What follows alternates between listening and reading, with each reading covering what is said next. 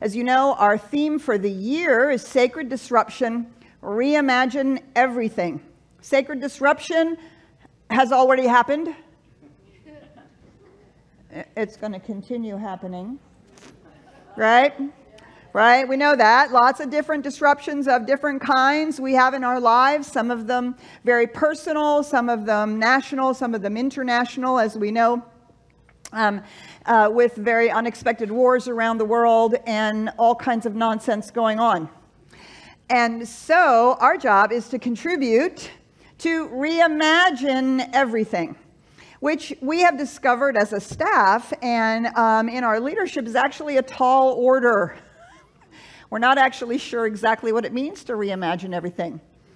Mostly what we tend to do is want to improve things. We want to do it better. But doing it better is not reimagining it. Yeah. Okay, you got to really bend your mind around that, right? Because it is one of the most difficult things I've discovered with this stupid theme that we will now be living for a year. is actually try to reimagine things. Now, that doesn't mean everything has to be thrown out. Some things are working perfectly fine, and we love them, and we keep them in our own lives, and all the good work that's being done in the world, and all the people that are, we're all contributing to something really valuable in lots and lots of different ways. But clearly there are things that in the disruption, right, what makes it sacred is the opportunity to do it differently on the other side of the disruption. That's one of the ways in which we decide to make the disruption sacred. So we're beginning our annual Step Out in Faith program. This is an opportunity for our whole community collectively to together really work deeply on a particular idea or topic and unfold it. So we have, Reverend Patty and I have created this fabulous, if in my ever so humble opinion, this fabulous program called 6 Steps to Paint a New Picture. And in the exploration of trying to really get a hold of not only what does it mean to reimagine, but how do we move into that space where we're living a reimagined life. And so 6 steps to paint a new picture allows us to move through it very consistently. So our program includes opportunities on Sunday morning for a message. We'll be talking about it Wednesday nights. And then there are home study groups. The home study groups this year, all the hosts have chosen to offer them online. So you can be anywhere in the world and you can be in a home study group with CSLDallas working these 6 steps.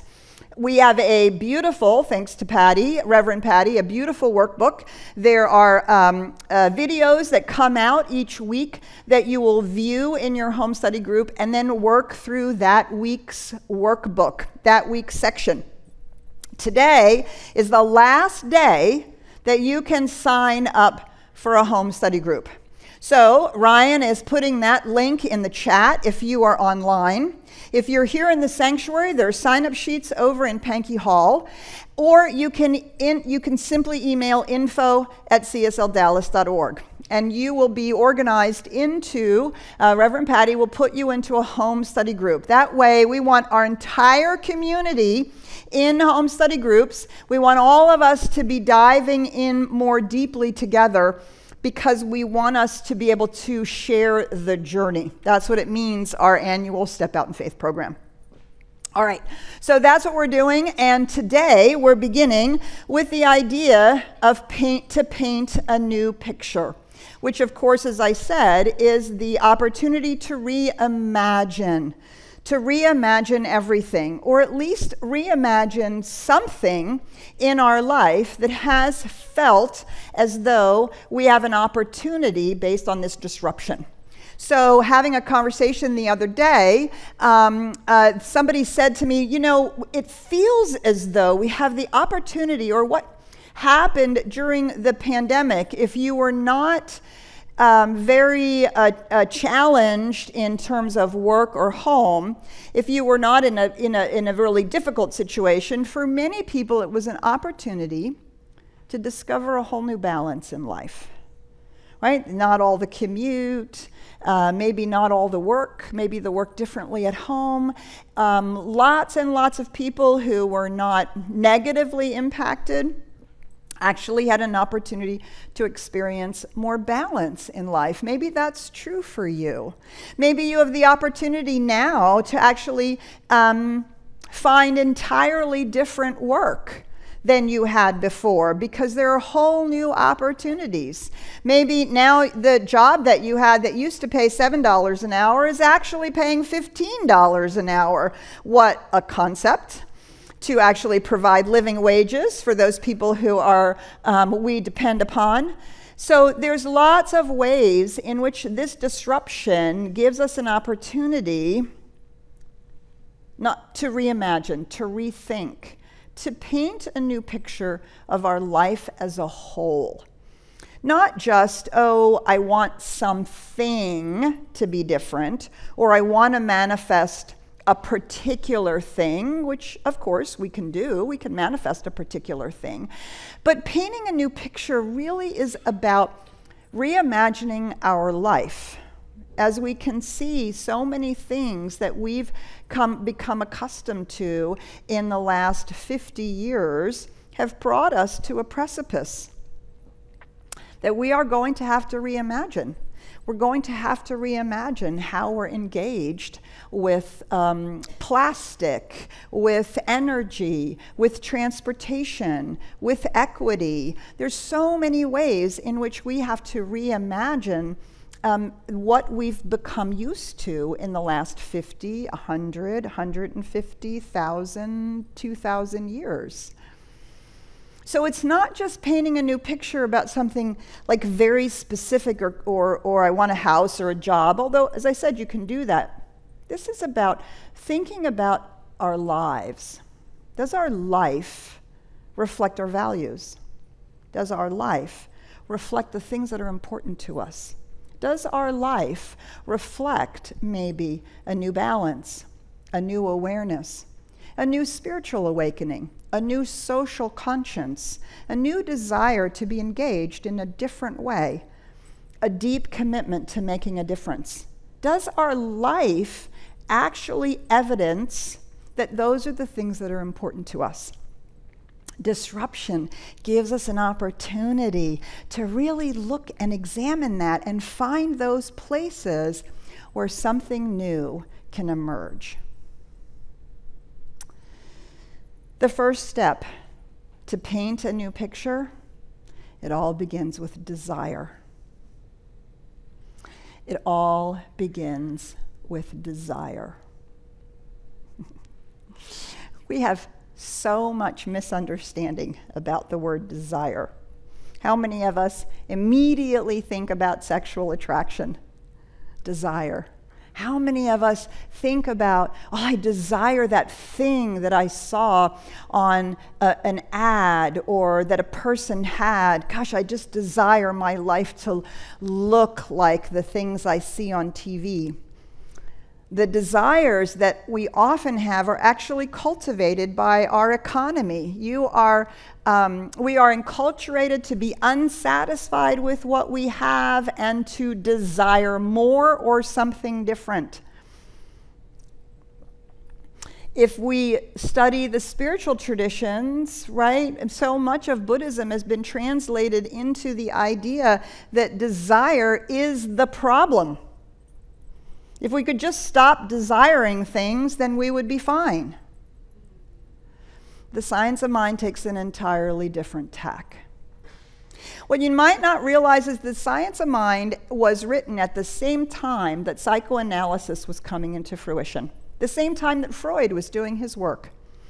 And Freud came up with the idea, right, that our desires was all this whatever machinations about our sexuality as children and young people, and got a little weird, right? And so Ernest Holmes was aware of all of that work that was being done. And if you read the original Science of Mind textbook, you'll actually see that the Science of Mind began to engage in that conversation. The science of mind says that desire is the irresistible urge. Oh, my E fell, sorry. The irresistible urge towards self-expression. It's not a sexual act at all. It is the urge of life. It is the very life that is the one life, that is the spiritual life, the truth of being, that actually causes us to get up in the morning, to walk around in our lives, to seek relationships and activities, to want to make a difference in life, to be all that we can be. That is the desire of life as us. All of creation is the desire of life to express itself. Now, what we know about you and I is that you and I are the place where the universal has become individualized and self-aware, or as self-aware as we can manage. And so the desire, the deepest desires, not those cultivated by our economy and our marketing and our dissatisfaction, but those deep desires of our soul, is then the way that life urge is expressing as us. I think we have a lot of challenge sometimes at understanding what our desire actually is. So I really, in preparation for all of this work, I've spent weeks now really thinking about this and exploring it for myself and in my own life. And one of the things that I think is confusing or takes us off track is that we misunderstand and we think that our desires are for something concrete, a form. And that if we don't know what we want in terms of a form of some sort, a type of job or a type of home or a type of work or a type of relationship, if we don't know what we want, then we're confused about how it is that we can tap into our desire. But I will submit to you that our deepest desires, those that are our soul desires, the desires of our soul, have nothing to do with form. They have everything to do with the self-expression of our lives. I'll give you an example, because I really had to stop and think about this. So I remember, many of you know, I moved to Dallas. I moved to this area when my son was 18 months old. I found myself a single parent with an infant, and I called up my mother. She had moved here maybe 8-10 years before, and I said, hey, I'd like to have some help. Can you help me? And that was a really amazing manifestation experience, which I've shared and some of you have heard. It was really powerfully unbelievable experience of manifestation for me. But in exploring that and remembering that, I realized that my desire wasn't to manifest the ability to move to Texas and live with my mother. Actually, the desire that I had was not to put my son into daycare for 12 hours. That was my soul's desire. Not to put my son in daycare for 12 hours, but to be present as much as possible as a working parent, to be present as much as possible in his life. Do you see that that desire does not have a form? I didn't know when I first began thinking about what I was going to do as a single parent, I didn't know what that was going to look like. And it was out of that desire that came the thought, call your mother. I didn't know that they were going to say yes. I ran away from home when I was 15. I didn't know that they were going to invite me into the house. I didn't know how my stepfather was going to feel about that. I didn't know whether I was going to be able to move out of the state. I didn't know what my ex-husband was going to do, right? All of those are the forms. The desire was to care for my son in a lifestyle of my choosing. Do you see? Reverend Karen, as you know, has told the story often about how she ended up here in Dallas, a place she said she would never come back to ever again because she had already lived here And when her life in Oakland was blowing up, when things weren't coming together as she had hoped, somebody said to her, asked her, what do you want from your life and your ministry if you let go of form? And she said, I want to do ministry and thrive while doing it. Do you see? Didn't have a particular label of where that was going to happen, how that was going to happen, what it looked like. But her soul's desire was not to do ministry part-time. Do you see? When I first got into the ministry, when I first decided to go into the ministry, many of you have heard the story, I was turned down 3 times by our ministerial school. I was 19 years old, and they said, go have a life. Come back when you're 45. And I was like, no, you don't understand. I'm going to be a minister. No, come back. 3 times I was turned down. So finally I said, fine, then that's fine. I'm just going to start my own ministerial school, which I did in Seattle, with my mentor minister there and a previous dean of the CSL Ministerial School. And we did create something. We were 2 years in before they actually looked and said, wow, it looks like you're going to actually do something there. And we were able to be acknowledged as a satellite of that school. And we were able to then become ministers. But I didn't set out with a desire to go to ministerial school. I sure as hell did not set out for the desire to create a ministerial school and all the work that required, and all the fundraising and all the everything. No, because I examined that and I thought, well, what was my soul's desire? My soul's desire was to find meaningful, contributing work that would use every skill I have, that would use all of me, where I would leave nothing off the table. That was my soul's desire. That I would give all of myself into something that made a difference.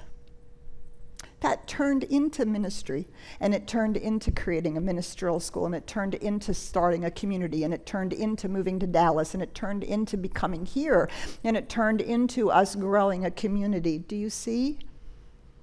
When we're talking about it starts with desire, that's what I'm talking about. And there are many different ways that our soul's desire unfolds, and at different stages of our life, it shapes differently. I said to a friend of mine, actually a prayer partner of mine, a few months ago when I realized how much childcare Karen and I were doing for our granddaughter, which was actually very, very, very unexpected. And I said, oh my God, I think I've organized my entire life around family. I didn't know that was so important to me. Well, he just about fell off the floor laughing. He said, Petra, I've known that about you for a really long time. I didn't know that about myself. I didn't know that one of my soul's desire, because we're an immigrant family, there's only 4 of us in the United States. My entire family lives in Germany. My sister's moved back to England. So it's, me and Jason. And you guys. Do you see? One of the reasons why I'm in community and I love being with you, whether it's in person or online, is because one of my soul's desire is family. And I will do everything and anything to create a space for that family, to support that family. Every decision is based on that desire. Do you see? Those are your soul's desires. And I was stunned to realize that I have, in fact, since I was an adult, organized my entire life around how important that is to me, how much my soul desires that, despite the fact that I appear to be career-driven and some people will say a workaholic. My soul desire What is your soul's desire? Not the form, the life that you are here to express and experience. Do you see? That's what it means when we paint a no picture, is to reacquaint ourselves with our soul's desires. I don't think we have just one, right? See, I've already shared two of mine. And the way in which they get expressed change. It shifts over the course of time, different stages of our life, different people, different activities. And new deep soul's desire may emerge as we go through the stages of life. We might have a soul's desire to go back and learn, or to start learning something, or to stop working and go on adventures, to express ourselves in new ways. When we talk about painting a new picture and that it all starts with desire, it's getting a hold of those things and allowing the forms to be a little fluid. Which takes us to the second piece of this first idea of painting a new picture. And that is to develop a new palette from which we are creating our lives. Maybe even explore a new medium. So many of us, myself included, have created a life with a palette of home, job, work, right? If you go to do any personal growth or self-help awareness classes, things like that, even Barbara Marx Hubbard, as a futurist, she says there's 8 areas of our life that we have to pay attention to. Finances, relationship, family, work, creative expression, and 3 others, which at the moment escape me. But they're like slices of things. And so we think about creating our life by how much time we spend at the gym, and whether we go out to dinner with a friend, and what our work situation is, and where we live, right? And these are this is the palette. What I'm going to suggest is, in painting a new picture and reimagining everything, is that we create an entirely new palette. What if our palette instead was contribution, making a difference? What if our palette was the expression of love? What if our palette included our personal creativity? What if our palette included connecting in oneness with people and nature? Do you see what an entirely different palette, what an entirely different forms and picture might come from a palette that was in alignment with our desires as opposed to with the forms? What this means is we explore the medium of a spiritually grounded and informed life, as opposed to a life that is built on the outward stuff. And quite frankly, the things we're supposed to do. This does not mean you're not going to have a house and a car and a job and things like that. But do you see? They become the outpicturing of the reimagining of our lives. The painting a new picture of our life in a way that represents and expresses those soul desires. We're going to spend the next 5 weeks, well, we're going to spend this week diving into that. You're going to dive into that in your home study group. You're going to have an opportunity to go more deeply and really think some of these things through with the exercises and in the sharing. And I invite you, if you're not in a home study group, to get the monthly study guide and just spend some time with that this week. It's an opportunity for exploration, examination, and to experience what the opening is in the disruption that has happened. We're going to spend the next 5 weeks talking about how to harness that, what's going to get in the way, the kinds of things that are going to come up that could be troublesome, and how we overcome them, and how we move forward in this reimagining. This program is not about manifesting the life of your dreams in 6 weeks. Sorry, it's not. This program is designed to provide you with a foundation from which you can build a life, maybe in a whole new way, or maybe just expanding the way your spirituality has begun to invite you to paint a picture, a new picture, a reimagined picture of your own self-expression. Because that's the whole point. You are here to express life in a way that no one else can, no one else does. You are here to give your gift, to contribute in a way that no one else can contribute. And when all of us do that together, we lift each other up into a new picture for humanity and our planet. So, step out in faith with us this month, actually all the way through till Easter. Step out in faith with us as we paint a new picture together. Let us pray. Just inviting us to go within for a moment, to breathe in the infinite, that which is behind, beneath, around, through, and so much more than the cosmos. It is the urge of life itself.